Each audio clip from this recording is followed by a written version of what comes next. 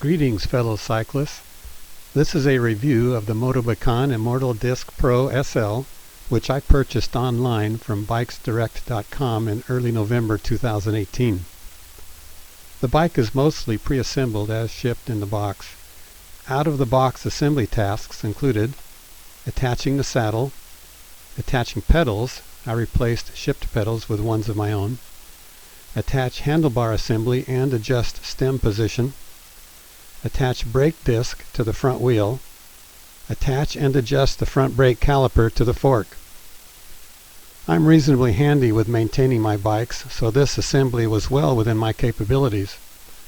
I was very careful with assembly, so it took me about an hour, and only that long because I initially routed a cable incorrectly when attaching the handlebar assembly, and I also had to fiddle with the front brake adjustment for a while. I have the 57 centimeter frame, which fits fine with my 6-foot height. It weighs in just over 19 pounds out of the box, then right at 20 pounds with my pedals. Additionally, I added my own lights, saddlebag, bottle cage, a pump, and fenders. All components on the bike were as advertised, including the full Ultegra R8000 group. The bike was assembled very well as shipped. All bolts were tight as to specifications. Derailleurs and rear brake were in perfect adjustment. Both wheels were true. This bike is advertised as a road and gravel bike, and I purchased it primarily for shoulder season and winter riding, and for riding on pavement almost exclusively. I will commute on the bike 8 miles each way to work, and ride recreationally in the hills and countryside. Outside of summer, the weather in the Pacific Northwest can leave the roads and bike lanes wet and strewn with gravel, leaves, branches, and other debris, so disc brakes and wider tires were appealing, but still lightweight with a carbon fiber frame and Ultegra group, so fun to ride, including in the hills. The frame tubing has some unusual shapes, but this doesn't bother me.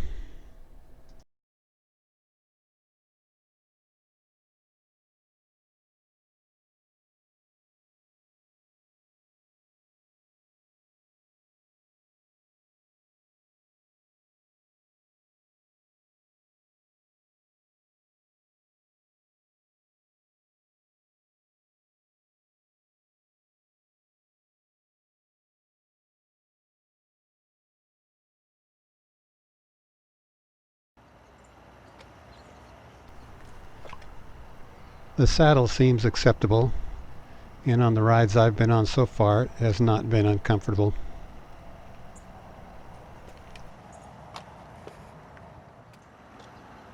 The 35 millimeter tires have small knobbing throughout, but they ride just fine on the pavement. They seem smooth enough. They can inflate up to 70 psi. After the winter season, I may swap them out for some 32 millimeter slicks. The handlebars are not entirely to my liking. The bar diameter on the top is smaller than I like and lacks a flat surface, so they are less comfortable when riding on the tops. And the drops are less comfortable to me. Handlebars can be a personal preference, and I may replace them at some point. The free hub clicking is rather loud when coasting. My other bikes are quite silent. Not a big deal, but noticeable. I like the compact crankset, which is 50 to 34, though I would have preferred a tighter range cassette than the supplied 11 to 34. I think a 12-28 might be optimum for my riding, so the cassette is a possible future replacement.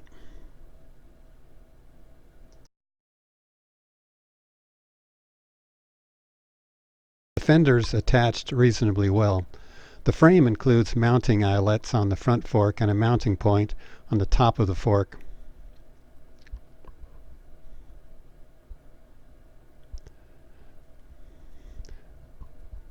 There are 2 mounting eyelets on the rear.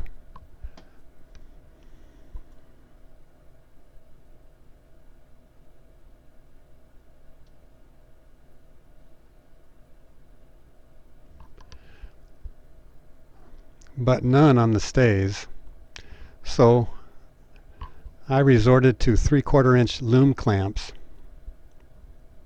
I wouldn't recommend this for a rear rack, but this should be fine for a lightweight fender.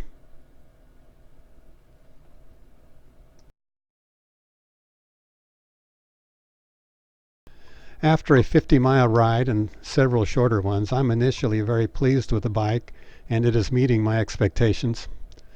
Bottom line, at this early stage, I'm a satisfied customer. There is always risk purchasing a bike online without the benefit of inspection and a test ride and ongoing live support with any issues or adjustments.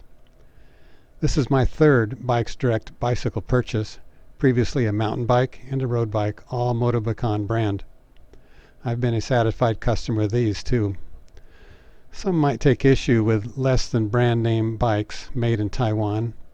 For me, this risk was balanced with the obvious value.